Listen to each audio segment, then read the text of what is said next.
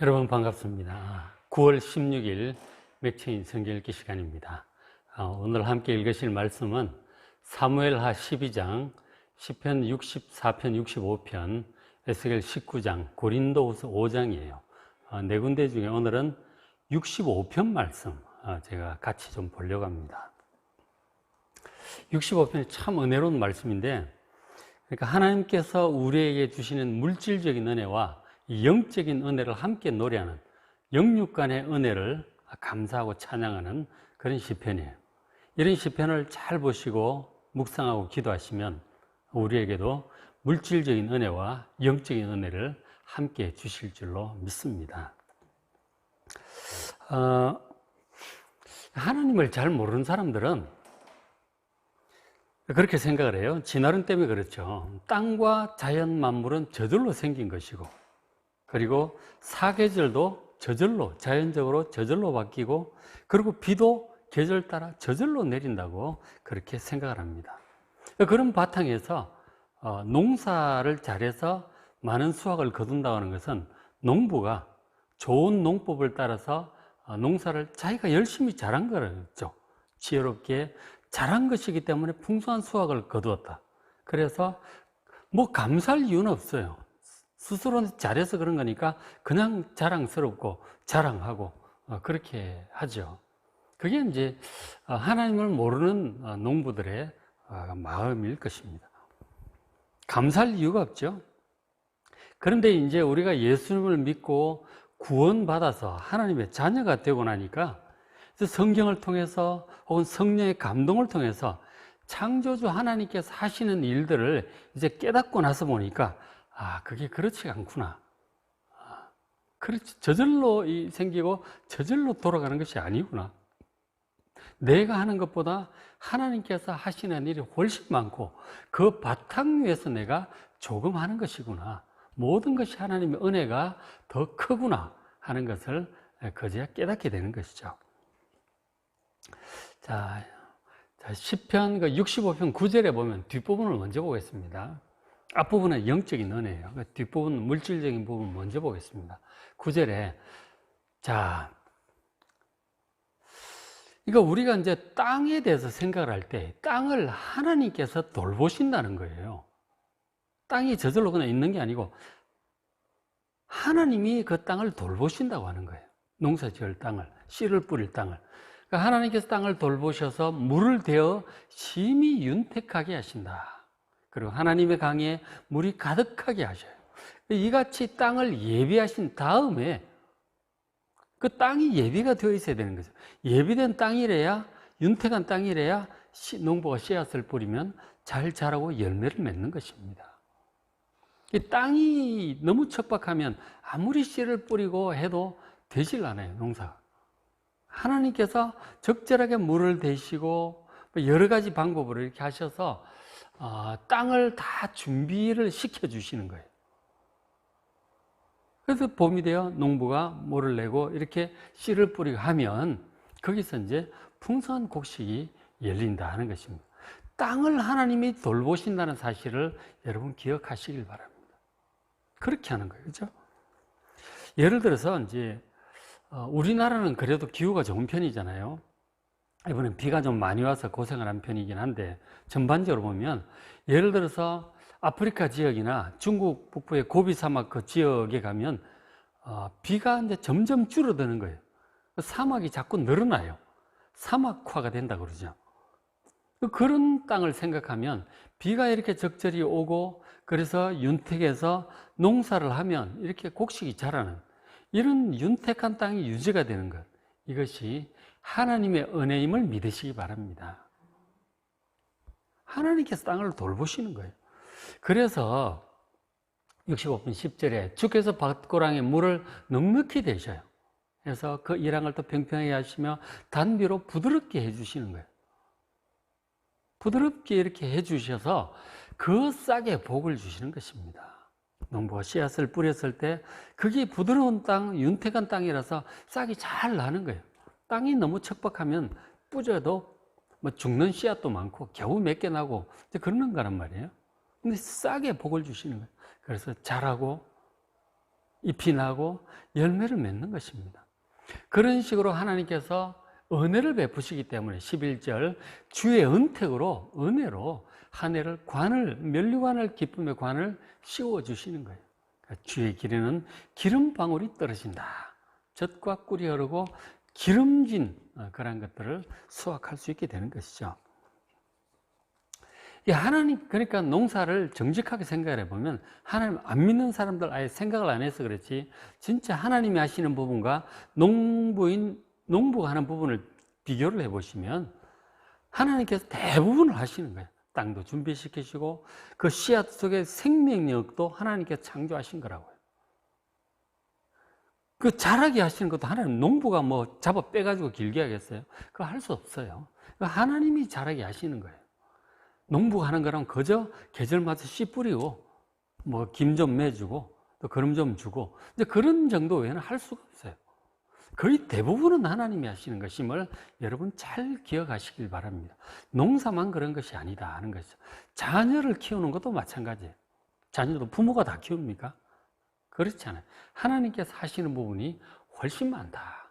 직장이 잘 유지가 되어서 거기서 우리가 일을 꾸준히 하고 월급을 받고 이런 것도 그 직장을 지켜주시는, 모든 환경을 통해서 지켜주시는 하나님의 은혜가 더 크다는 사실을 아시길 바랍니다. 나라가 유지되는 것도 마찬가지예요. 그런 것도. 그 다음에 교회 사역도 마찬가지죠. 하나님께서 하시는 부분이 훨씬 더 크다. 모든 면에서 그렇습니다. 그래서 하나님께서 그 기반을, 터전을 윤택하게 하시고 그 위에 우리의 조그만 수고를 내서 풍성한 수확을 우리로 하여금 거두게 하심을 여러분 믿으시길 바랍니다. 잘 생각해 보시면, 정직하게 생각해 보시면 실제로 그렇다는 것입니다. 그래서 정말 범사에 하나님께 감사하셔야 돼요. 자녀를 자라는 것도 감사하시고, 우리 교회 지켜주시는 것도 감사하시고, 우리 직장 지켜주심도, 그리고 나라를 지켜주심도 감사하고, 다 감사하시길 바랍니다. 하나님 은혜가 우리의 수고, 우리의 지혜, 그것보다 훨씬 더 커요. 훨씬 큽니다. 그래서 감사죠. 모든 게. 근데 이런 물질적인 은혜가 우리가 하는 수고보다 하나님께서 베풀으신 은혜가 훨씬 크다는 사실을 이렇게 지금 봤잖아요. 그 다음에 이제 앞부분에 물질적인 은혜보다 더 큰 은혜가 있는데 바로 영적인 은혜예요. 영적인 은혜가 있습니다. 근데 이제 예를 들어 물질적인 은혜 같은 경우는 믿는 사람이나 안 믿는 사람이나 골고루 받을 수 있는 일반 은총에 속하는 것입니다.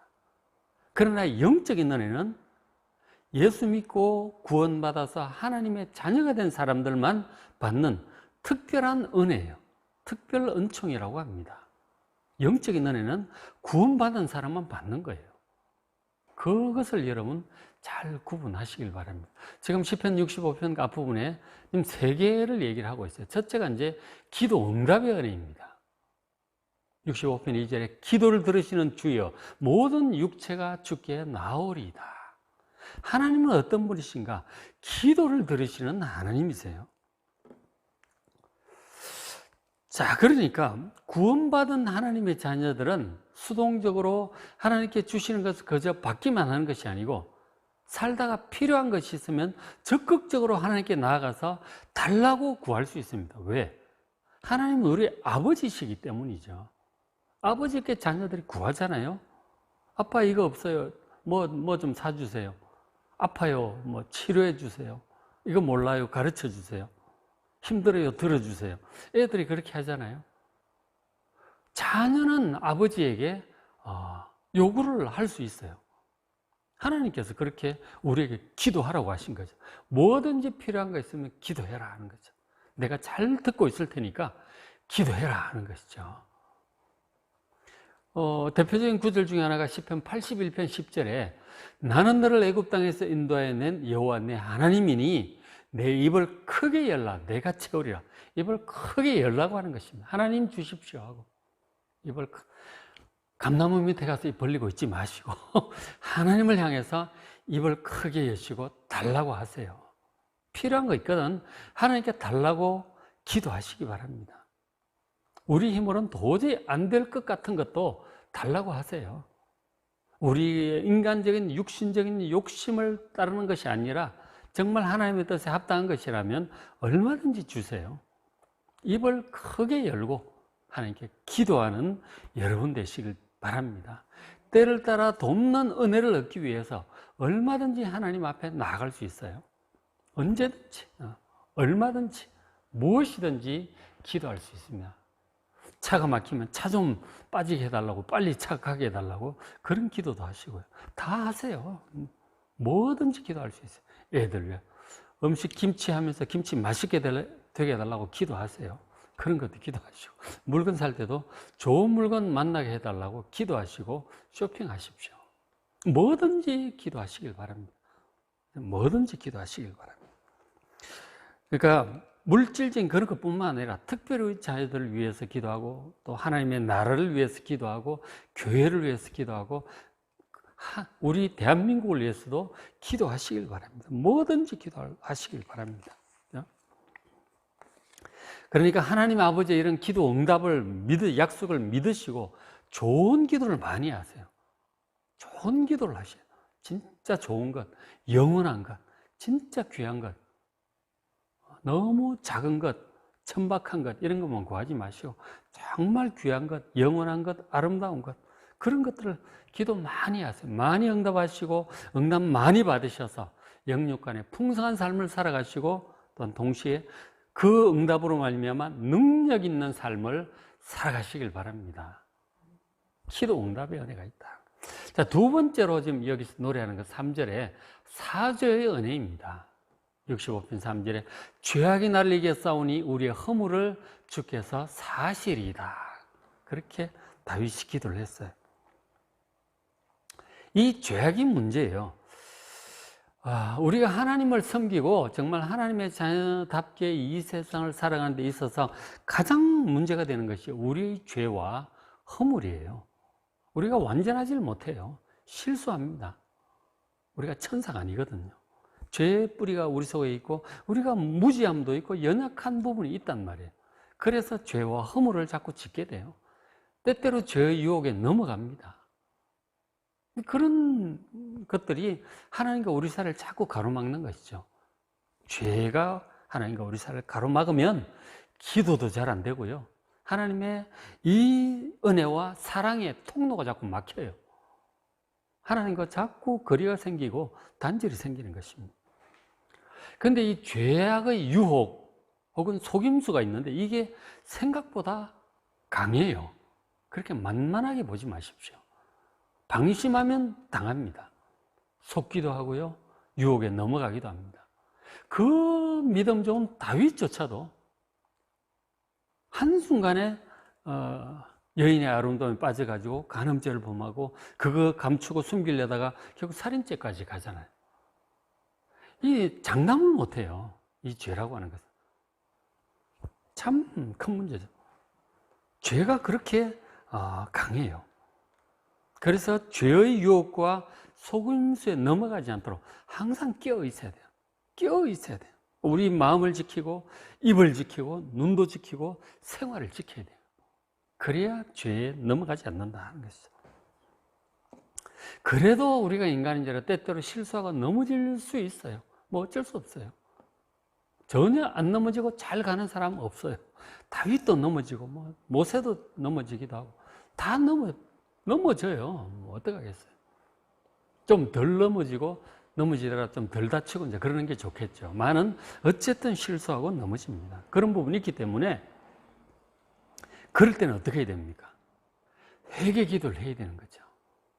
내가 잘못했을 때 하나님께 그 다윗 같은 경우 정말 훌륭한 것이 이제 우리 사무엘라 오늘 그 12장 그 말씀도 보시면 있지만은 그 간음죄를 범하고 살인죄를 범한 다음에 나단 선지자가 와서 죄를 깨우쳐 줍니다. 그랬더니 바로 다윗이 무릎을 꿇고 하나님 잘못했습니다. 바로 자기 죄를 수긍을 해요. 그러나 어떤 왕들은 죄를 지적을 하면 감히 왕에게 무슨 소리 하는 거야. 그러고 그 선지자를 막 죽여버리고 그런 왕들도 많이 있었어요. 거기에 비하면 다윗은 정말 훌륭하죠. 자기 죄를 깨달았을 때 바로 인정하고 회개하는 거예요. 잘못했습니다. 납작 엎드리는 거예요. 하나님 두려운 줄 알기 때문에 그렇죠. 그렇게 하면 됩니다. 죄가 되는 것이 하나님 기뻐하지 않는다고 생각이 되면 이걸 그냥 고집스럽게 품고 있지 말고 버려야 돼요. 그죠? 회개해야 되는 것이죠. 버려야 됩니다. 그래서 하나님께서 이제 이사야 1장 18절에 말씀하셨죠. 백성들 향해서. 여호와께서 말씀하셨죠. 오라. 우리가 서로 변론하자. 하나님께로 나오라는 거죠. 죄를 깨달았다면 하나님께 나와서 얘기하라는 거예요. 잘못했다고 고백을 하라고 하는 것입니다. 그렇게 하면 너의 죄가 주홍 같을지라도, 주홍이 얼마나 붉어요, 그냥. 하나님께서 깨끗하게 해주겠다는 거죠. 용서도 해주시고 우리 마음도 깨끗하게 해주시겠다는 것입니다. 그리고 더 나아가서 19절에 너희가 즐겨 순종하면, 그렇게 회개하고 그렇게 하면, 죄를 버리면 땅의 아름다운 소산을 먹을 것이다. 죄 때문에 막혀서, 하나님의 은혜가 막혀서 농사도 안 되고 일도 안 되고 그랬는데 깨닫고 나서 보니까 죄가 있었던 것이죠. 그걸 버렸어요. 그러면 땅의 아름다운 소산을 다시 먹게 될 것이다. 일이 잘 해결될 것이다. 그렇게 말씀하시는 것이죠. 그러니까 죄를 깨달았을 때는 하나님께 고백하면 돼요. 회개하면 돼요. 그러면 하나님께서 얼마든지 용서해 주세요. 하나님께서 용서하지 못할 만큼 큰 죄는 없습니다. 회개를 안 하고 그냥 붙들고 있는 게 문제지. 자기 잘못을 인정 안 한다든지, 이 죄의 낙을 내가 포기할 수 없다고 그냥 계속 그 죄인 줄 알면서도 그것을 계속 한다든가. 그렇게 되면 이제 이는 점점 이제 꼬이고 영혼은 점점 메말라 갈 것입니다. 죄를 깨달았을 때 성령께서 깨닫게 해주시면 빨리 버리고 회개해야 돼요. 그래야 용서도 받고 마음도 깨끗해지고 문제도 해결될 줄로 믿습니다. 사죄의 은혜가 있다. 이것은 뭐 우리가 사는 동안 좀 잘 기억하셔야 돼요. 때때로 넘어지고 때때로 유혹에 넘어가기 때문에 사죄의 은혜가 있음을 기억하고 잘 회개하고 하나님과의 관계를 회복하시고 은혜의 통로가 다시 열리시길 바랍니다. 그 다음에 이제 세 번째 영적인 은혜가 예배와 교제의 은혜입니다. 4절에 주께서 택하시고 가까이 오게 하사 주의 뜰에 살게 하신 사람은 복이 있나이다. 그렇죠? 많은 사람이 있는데 하나님께서 택하신 사람들이 있어요. 어떤 사람은 그래서 믿고 어떤 사람은 안 믿죠. 어쨌든 주께서 택하신 백성, 하나님의 택하신 자녀, 그리고 가까이 오게 하시죠. 여러 가지 은혜를 베푸셔서 예수님 믿고 가까이 오게 하시죠. 특별히 가까이 온다고 하는 것은 저 내용상으로 볼 때 주의 뜰에 온다, 주의 집에 온다, 주의 성전에 온다. 하나님께 나와서 예배를 드리는 것을 지금 의미를 하고 있어요. 예배를 통해서 하나님의 은혜를 받고 하나님을 만나고 그리고 하나님과 교제를 하게 되는 것이죠. 사귀고 하나님과 동행을 하게 되는 것입니다. 저런 모든 하나님과 관계가 점점 가까워지는 거죠. 예배드리고 은혜를 받고 이러면서 하나님께 교제하게 되는 것입니다. 창조주 하나님과 우리가 이 교제를 한다는 것, 우리가 지금 어떤 권력자와 부자와 영향력이 있는 사람을 잘 알기만 해도 혜택이 우리가 좀 떨어질 수 있는데, 그죠? 부스러기라도 좀 떨어지지 않겠어요? 그래서 영향력 있는 사람을 안다는 것, 그 큰 힘이 되죠. 거기에 비한다면 창조주 하나님과 저렇게 가까이 만날 수 있다는 것, 이거는 세상에 이것보다 큰 떼건 없는 것입니다. 우리가 하나님께 예배 드린다고 하는 게 저렇게 큰 은혜예요. 하나님과 만나는 시간이고 교제하는 시간이고 친해지는 시간이고 가까워지는 시간이에요. 예배가 얼마나 귀한지 몰라. 특별히 이제 예배를 우리가 옛날부터 주의 집에 성전에 나와서 예배를 드렸죠. 물론 하나님께서는 온 천하에 계시기 때문에 어디서든지 우리가 예배 드릴 수 있습니다. 혼자서도 드릴 수가 있고요. 이렇게 온라인으로 할 수도 있고요. 할 수 있습니다. 그러나 사실 더 좋은 것은 하나님의 집에 나와서 하나님의 백성들과 함께 예배드리는 대면 예배가 훨씬 좋은 것이죠. 그래서 지금 우리가 코로나로 인해서 이렇게 한 달 이렇게 가고 있는데 언제 할 수 있을지 참 안타까운데 속히 회복되도록 기도합시다. 주의 집에 나와서 사랑하는 성도들과 한 마음으로 함께 예배드리는 그 시간이 속히 올 수 있도록 우리 기도하십시다. 그런데 이스라엘 백성들을 보면 그 성전에서 하나님께 절기를 짓고 예배를 드리다가 그게 형식적으로 가고 말씀을 듣고도 순종 안 하고 육신적으로 세상적으로 막 이렇게 가니까 그러다가 결국 나라가 멸망을 하잖아요. 그러면서 바벨론으로 포로로 끌려갑니다. 그곳에는 성전도 없고 제사장도 없고 전에 하던 대로 예배를 드릴 수가 없어. 대면 예배가 안 되는 거죠. 이방 땅에서 어떻게 하겠어요? 그런 이제 시기를 지냈는데 그렇게 하다가 이제 그곳에서 회개하고 마음이 낮아지고 새로워지니까 하나님께서 또 때가 되니까 돌아와서 성전을 다시 회복하게 하셨어요. 재건하게 하시고 다시금 성전에서 예배를 드릴 수 있도록 허락하셨던 그런 역사를 우리가 구약을 통해서 알고 있습니다. 일정 기간 이런 때가 있어요. 하나님 허락하시는 이런 때가 있습니다. 이럴 땐 우리가 정말 돌아보고 회개하고 그리고 주의 집에 은혜를 사모하고 그동안은 바쁜 일 있으면 빼먹기도 막 그랬잖아요. 정말 성전 예배가 귀한지를 아시고 사모하고 그렇게 할 때 주께서 다시 교회에서 현장 예배를 회복시켜 주시고 또 주를 섬기게 하실 줄로 믿습니다. 그런 은혜를 위해서 우리 기도 많이 합시다. 자, 오늘 말씀 사무엘하 12장, 시편 64편, 65편 읽으시고 에스겔 19장, 고린도서 5장입니다. 사무엘하 12장은 다윗이 죄를 지적받고 회개하는 장면이에요. 사죄의 은혜에 관한 그런 내용입니다. 그리고 고린도서 5장도 굉장히 은혜스러운 내용이에요. 말씀들 다 읽어보시고 은혜 많이 받으시기 바랍니다.